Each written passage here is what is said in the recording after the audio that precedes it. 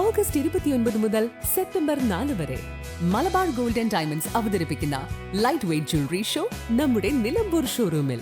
ബജറ്റിനൊത്ത മികച്ച കളക്ഷൻസ് നിങ്ങളെ കാത്തിരിക്കുന്നു. വരൂ, പണത്തിനൊത്ത മൂല്യത്തിൽ സ്വർണം സ്വന്തമാക്കൂ.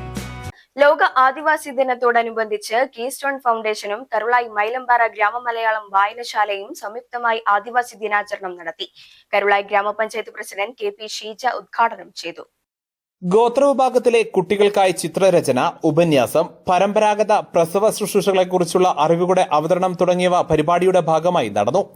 മൈലമ്പാറ ഗ്രാമമലയാളം വായനശാല സെക്രട്ടറിയും ഗ്രാമപഞ്ചായത്ത് അംഗവുമായ ഷുഹൈബ് മൈലമ്പാറ അധ്യക്ഷത വഹിച്ചു. വാർഡ് മെമ്പർ രഹന മുഖ്യ അതിഥിയായി.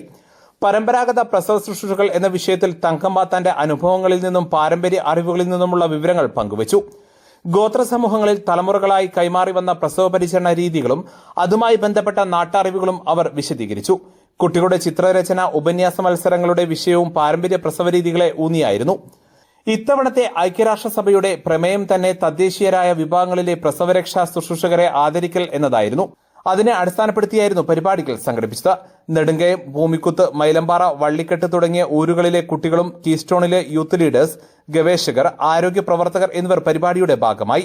വി ഫസീല, ശ്യാംജിത്ത് പാലക്കയം, വിനോദ് മാഞ്ചേരി, സുനിൽ നെടുങ്കയം, വായനശാല ലൈബ്രറിയൻ നിമിത എന്നിവർ സംസാരിച്ചു.